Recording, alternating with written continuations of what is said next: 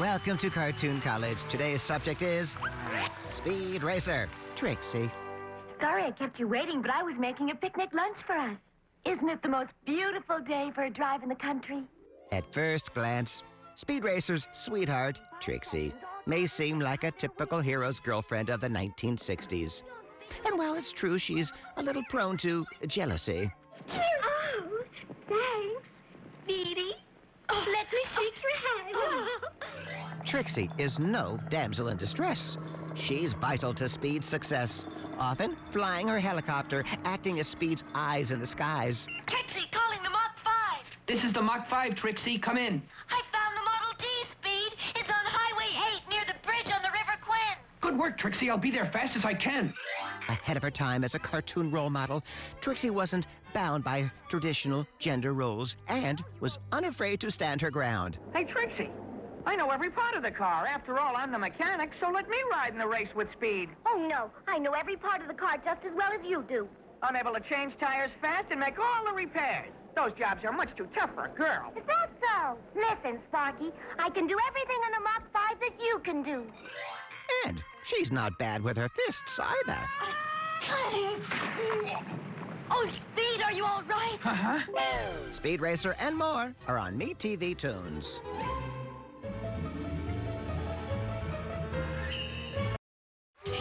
Welcome to Cartoon College. Today's subject is early Chuck Jones backgrounds. In the 1930s, the Warner's directors used a general background department in their cartoons, which made them all look the same. Shucks. Chuck Jones noticed this and wanted a background and layout artist assigned specifically for his pictures. See, let's go, man.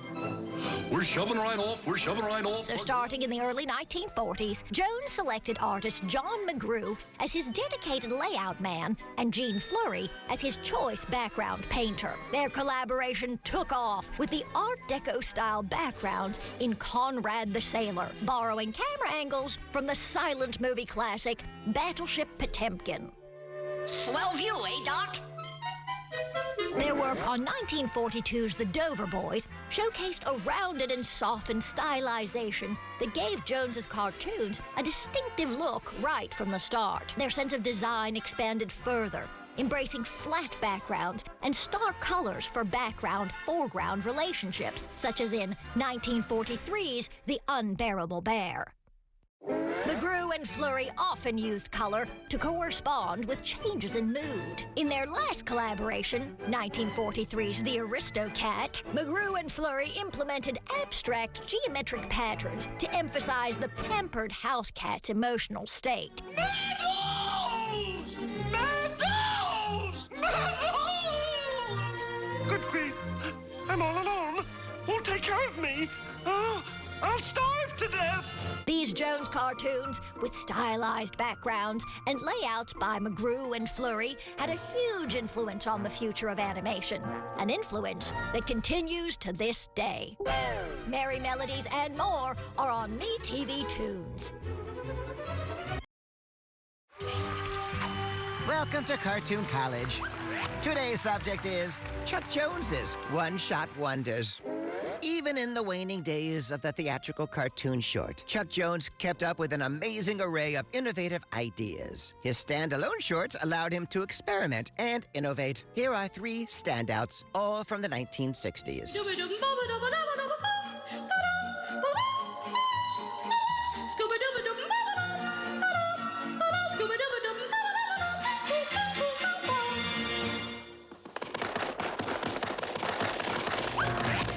In Nelly's Folly, a singing giraffe gets a contract to leave the jungle and become an international superstar. Heartbreak follows. This Oscar nominee is a showcase for Maurice Noble's dazzling graphic designs. In Martian Through Georgia, an alien intrigued by Earth lands on our planet and tries to help the natives in a search for a monster. Monster! Monster! Monster! Never suspecting that the monster is him. Social commentary or sci-fi spoof. As in the moral of the story, it's all in the eye of the beholder. Goodbye, monster. Unloved, unwanted, and as he was before, unhappy. Monster. The Bear That Wasn't features a hibernating bear who's mistaken for a factory employee. Based on a book written and illustrated by Frank Tashlin, Jones adapts this parable with style to spare. Come in, come in, come in, come in. You are not a bear. You are a silly man who needs a shave and perhaps a manicure, and you are wearing a fur coat. These classic cartoons and more are on MeTV Toons. Welcome to Cartoon College. Today's subject is Scooby-Doo, the Fearful Great Dane. Look at the size of those footprints. Get a couple of snow cars and follow those tracks. Though Scooby may have 4 legs and a tail, when it comes to solving mysteries, the Scooby-Doo gang treat their mascot as an equal. The snow goes. Duck! But Scooby's not the most courageous canine you'll ever meet. He and his best pal Shaggy share that faint-hearted trait. Oh boy, this ski trip's turning into a real scare trip. But, chicken or not, the gang knows when everything's really on the line, they can count on Scooby to come through.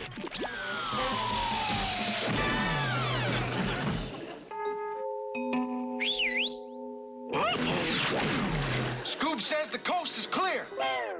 Scooby-Doo and more are on MeTV Toons. Welcome to Cartoon College.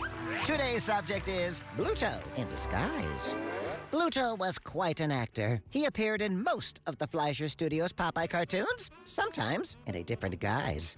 In 1936's color extravaganza Popeye Meets Sinbad, Bluto portrays the title's boastful co-star. The most remarkable, extraordinary fellow.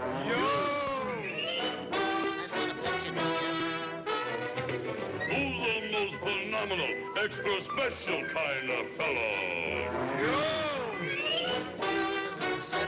In Popeye the Sailor Meets Alibaba's 40 Thieves, Bluto appears as Abu Hassan, leader of the band of thieves. But, oh, don't worry, they're all beaten to a pulp once Popeye chows down his spinach. 5, 10, 15, 20, 25, 30, 35, 40. Oh, yeah? How does that strike you?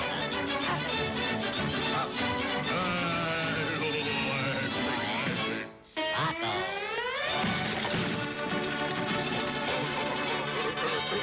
In 1938's Learn Politeness, we see him in yet another alter ego, one Professor Bluto, who runs a school for etiquette. Here, Olive wants to turn Popeye into a gentleman. Good luck with that, Olive. After you, Professor.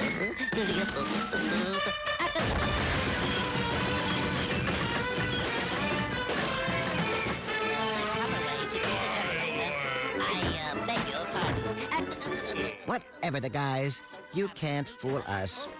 That's Bluto. Allow me for your loose company and you're Popeye and more are on MeTV Toons.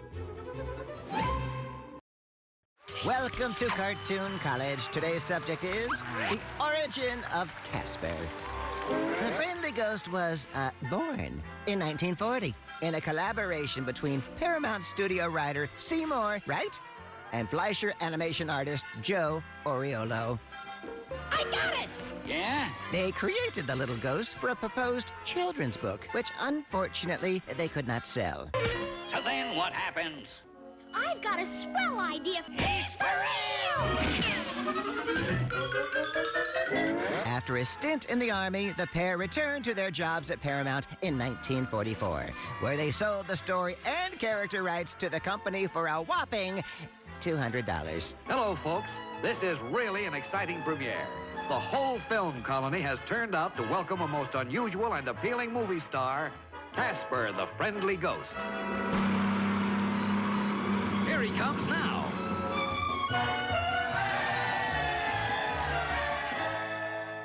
After a couple more popular shorts, Paramount ordered a full series of Casper theatrical cartoons, complete with their own theme song. Ladies and gentlemen, I now give you the ghost of the town, Casper. Hey!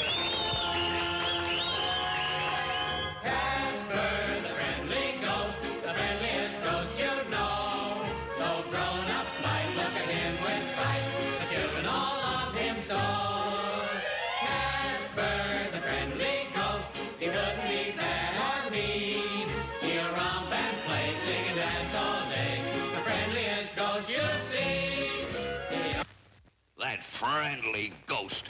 If this keeps up, people will never be afraid of us. Casper the Friendly Ghost and more are on MeTV Toons. Welcome to Cartoon College. Today's subject is Cartoons of Tomorrow. Let's look into Tex Avery's crystal ball. Back in the late 40s and early 50s, the legendary director foretold the future in a series of highly stylized, limited animation cartoons. There were no stories, just themes to hang gags on. We call them spot gag cartoons. And they gave us our first glimpse at the world we now live in, or wish we did. Image distortion. For example, Avery's House of Tomorrow has a feature to help when tax collectors come to call. Just press the button and presto. Here in the living room, notice the deep, thick carpeting. Should the atmosphere in the room be too dry, merely press this button for moisture.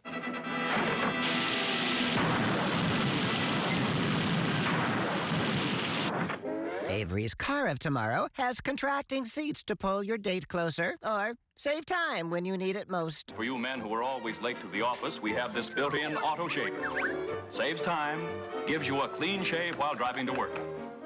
But the street has to be pretty smooth. While the TV of Tomorrow eliminates picture jumping, eye strain, and distortion, and gives you countless channels that play only Westerns. Is the tremendous variety of programs available on various channels.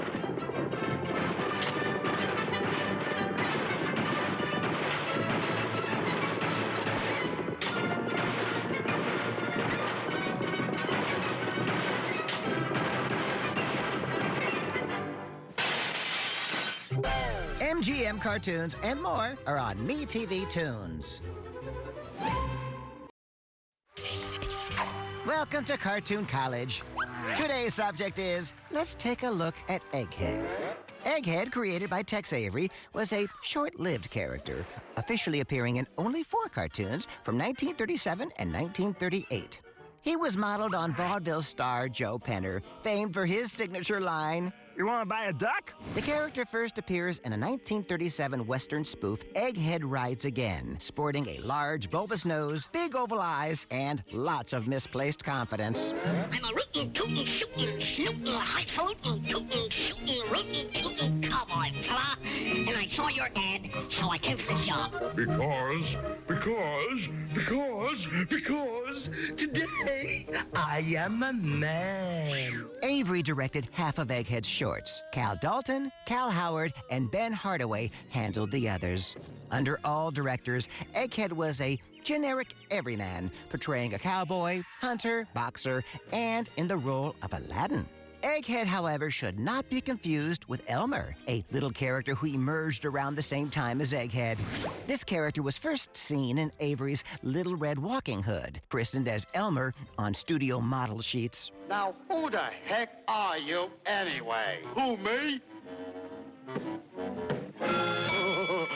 I'm the hero in this picture. Some confusion stems from the 1938 short, A Feud There Was, featuring a character who seemed closer to Egghead, but sported a sign on his scooter reading Elmer Fudd, Peacemaker, the first time that name had been used. By 1940, Egghead disappears, and our unmistakable Elmer is established. Simple? Golly, that sounds simple enough. Merry Melodies and more are on MeTV Toons. Welcome to Cartoon College. Today's subject is That Barnyard Dog. Director Robert McKimson created this nameless brown and white basset hound at the same time he created Foghorn Leghorn in the 1946 Henry Hawk cartoon Walkie Talkie Hawkie. In this cartoon, the dog smashes a watermelon over Foghorn's head, instigating what will be a long-running conflict spanning 16 cartoons, ending in 1963. Foghorn's typical reply was whacking the dog's rear with a 2x4.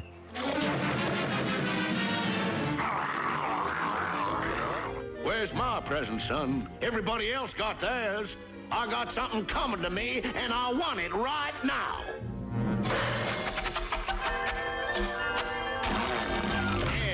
chicken, Buster.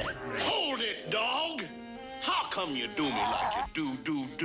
Because you've been trying to keep me from my job, guarding the chickens. Why, I don't want to keep you from guarding the chickens. But it wasn't always battles between the two. On a few occasions, the duo made peace at last, especially in their latter years. Hey, Foggy, what do you suppose those two grandsons of ours are up to? They're too quiet. Last time I saw them, they was playing real nice together up by the Red Barn. Although the character appeared in other shorts under different names, Dawg is best known for being Foghorn Leghorn's ultimate lifetime adversary.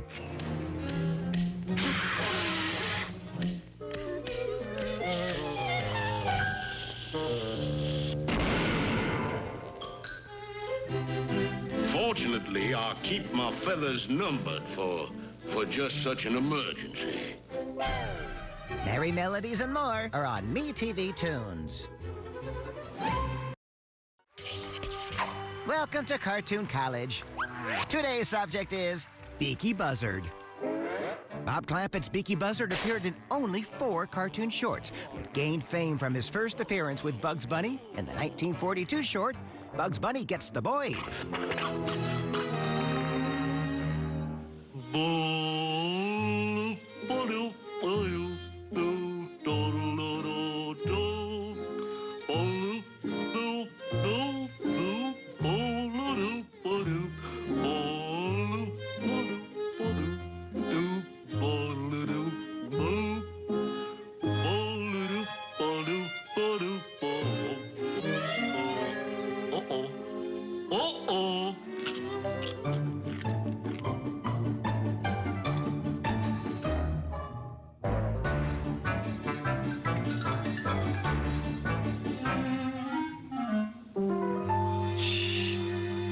Stalking a victim. Oh. Beaky's voice, provided by actor Kent Rogers, was an imitation of ventriloquist Edgar Bergen's puppet Mortimer Snurd. Warner Animators even called him the Snurd Bird. Though Beaky never achieved the same success as his feathered friends Daffy, Duck, and Tweety, he is still a beloved member of the Looney Tunes fraternity. Oh, and Beaky finally managed to capture a baby bumblebee for his mother and sang about it in his second film, The Bashful Buzzard. I'm bringing home a baby bumblebee. Bum, bum, bum, bumblebee, bumblebee.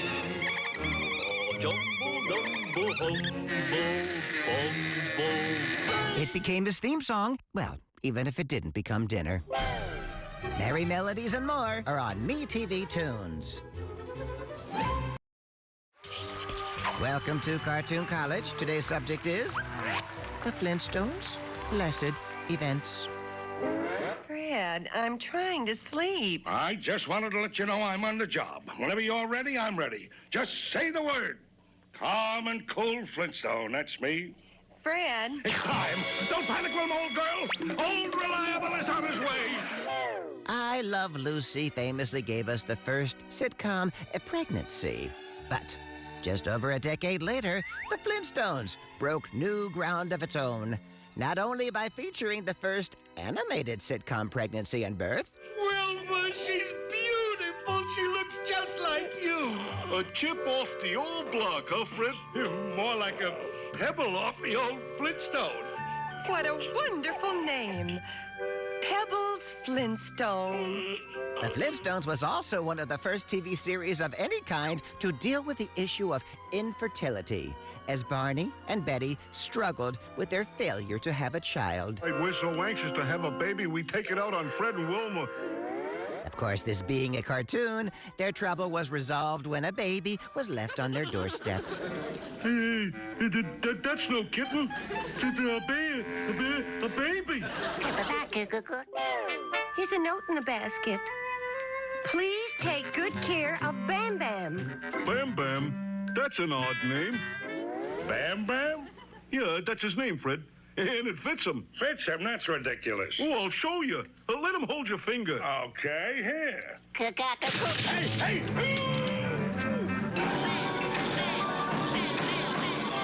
And yes, the baby had super strength. They never really explained that. The Flintstones and more are on MeTV Toons.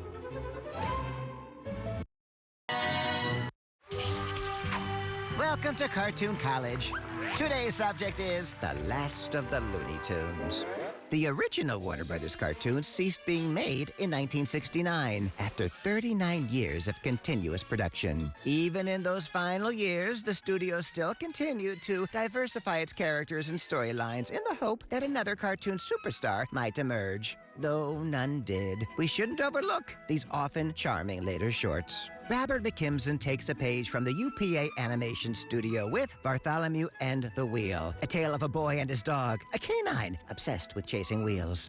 The art style is a minimalist cross between artist and cartoonist Saul Steinberg and writer John Dunn, the former Disney storyman who boarded this fable.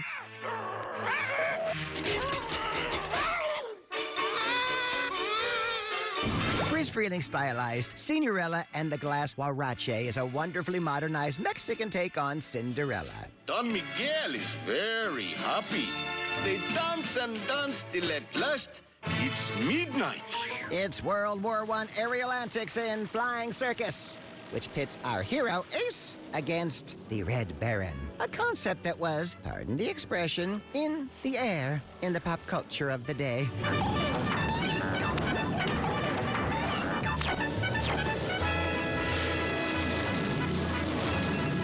Chimp and Z features a cute little jungle boy and his primate companion as they try to preserve the wild.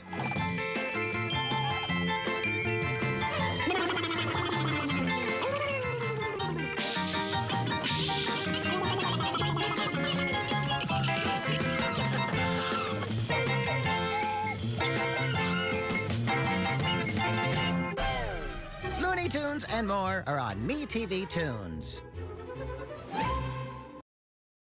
Welcome to Cartoon College. Today's subject is Big Bad Wolves. Adapting fairy tales was a staple in animated films. Thus, Friz Freleng had a lot of fun with the wolf during the 1940s.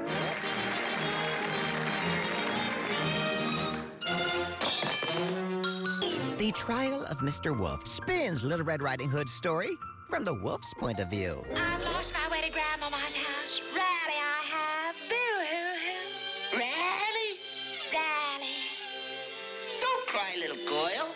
I'll find the way to your old lady's joint. Freleng's mastery of musical timing uses the wolf to retell the Three Pigs story to the tune of Liszt's Hungarian Rhapsody.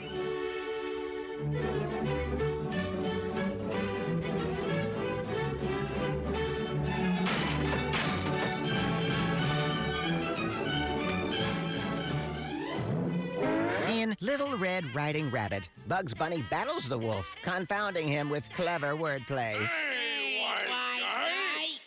Oh, yeah? Yeah. Philadelphia. Sassafras. Yes. Yes. No. Red. Blue. The Big Bad Wolf certainly left his mark on cartoon history. These classic cartoons and more are on MeTV Toons. Welcome to Cartoon College. Today's subject is Daffy and Porky at work.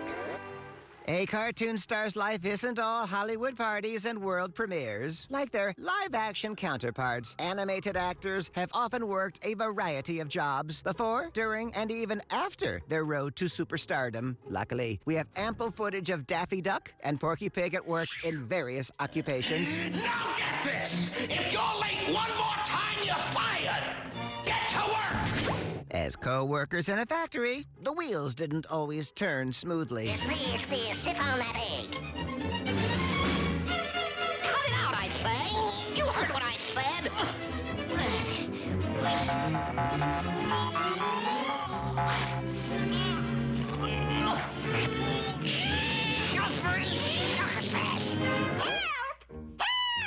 How do you like that? Later, they had a slightly more successful stint as law enforcement officers. Torture.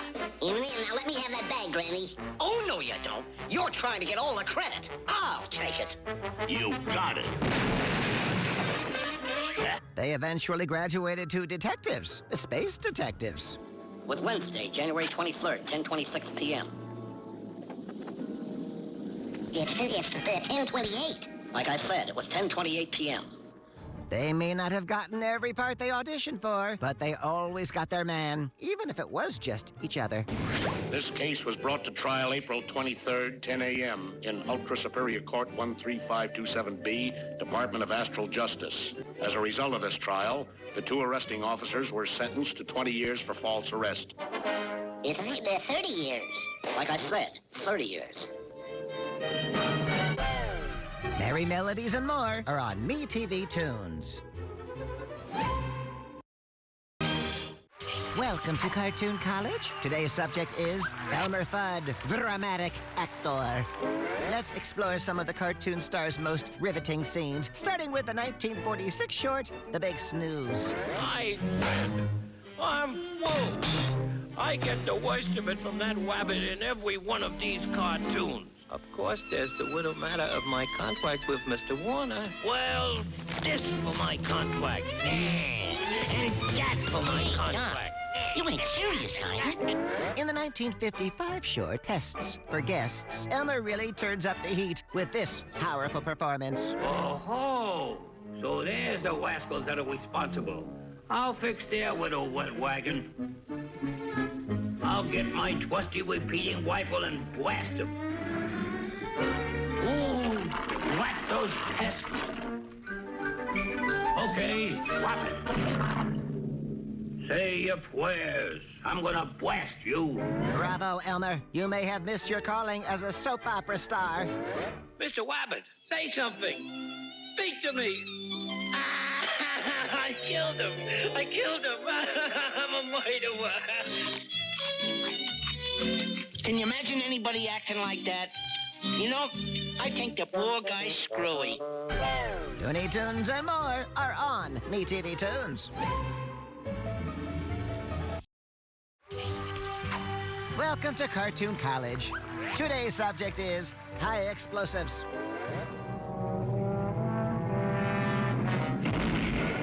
Trinitrotoluene, abbreviated TNT, is a powerful explosive used for excavation. Though in the world of cartoons, its more common use is blowing up adversaries. However, certain rules apply. TNT can be magically produced out of thin air to the benefit of the cartoon's protagonist. Rabbits, canaries, and even sheepdogs can do this. Well, thank you, Mr. Jones. TNT usually appears in single red-colored sticks. It can appear pre-lit or with a burning fuse attached.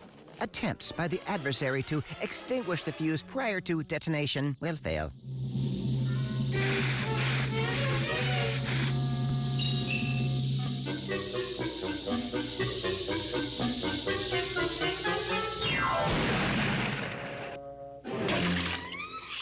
To be clear, the adversary can never escape a lit fuse.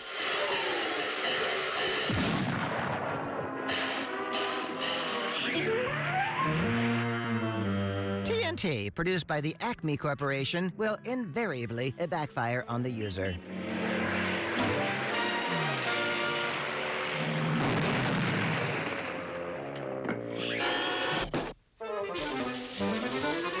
TNT explosions are non-lethal and result only in a scorched face and body. When the explosion occurs off-screen, this result can be assumed.